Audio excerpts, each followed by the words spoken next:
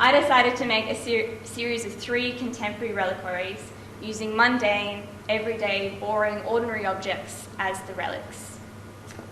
So a tube of toothpaste isn't normally considered to be of any importance.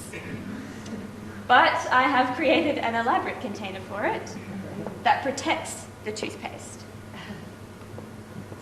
One night I was chatting to my housemate about our morning routines, as you do, and I realised that I do the same thing every morning. I get up, I'll wash my face, make my bed, have brekkie, read a book, get my lunch organised, pack my bag, maybe put some makeup on, then walk to school.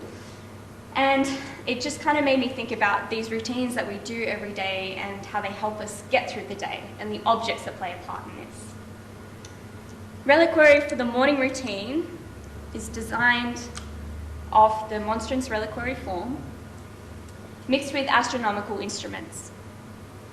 I was focusing on the motifs of time and cycles, hence the repetition of circles and the astronomical inspiration.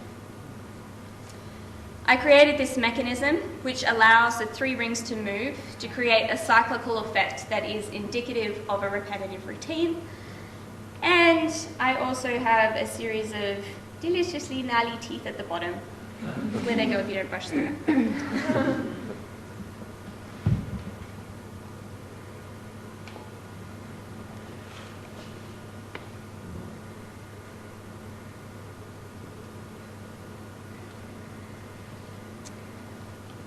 So earlier on in the year, my housemates and I received an email which foreboded a flurry of nerve-wracking weeks and stress eating, and it was asking us to vacate our tiny but lovely Barker Street unit for a professor, which was not ideal, so we begged and pleaded to keep it, but the owners were ruthless, and so we received the final blow, which was the official termination letter.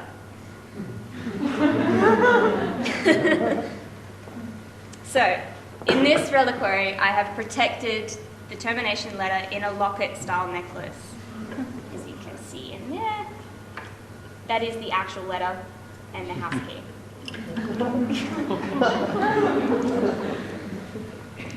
So in this work, I have crafted the chain from individually hand-cut pieces of nickel silver, filed and polished again, connected with jump rings, with several of the pieces letter stamped with the words "sign here," as you would see on a leasing contract. The individual pieces are also indicative of the dotted line on which you sign your life away to the depths of real estate. As you can see down the bottom there, I've also included some found object keys, and the locket has a hinge that opens to reveal the letter and the key, as well as a padded interior and jump rings to assemble the whole thing.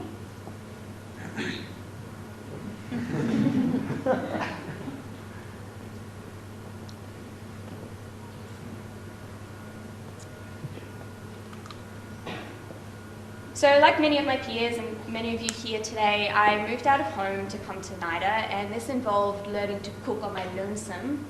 And so the tradition of my mum doing a big cook-up on a Sunday night was no longer. So we have the last work, reliquary for the Sunday roast. So this work is an ode to the nostalgia of home comforts and weekly family traditions such as the Sunday roast. Remember earlier when I mentioned how Martin Luther opposed relics in the cult of saints, partly because there was no guarantee that the bones being used weren't necessarily the bones of insignificant animals? Well, not only is this work an ode to the nostalgia of my own stomach, but it is also a nod to how there was no proof that the bones of relics weren't just the bones of insignificant animals. So in this work, I have elevated the status of my Coles chicken through creating a very elaborate vessel for it. The bone is protected by an inverted wine glass, held up on a base, timber base, that is in turn held up on a series of 3 silver forks that have been bent and manipulated. It also features a little chicken I haven't topper and some hand-cut nickel silver feathers as well as a technique called ebonizing, which is the process of chemically blackening timber.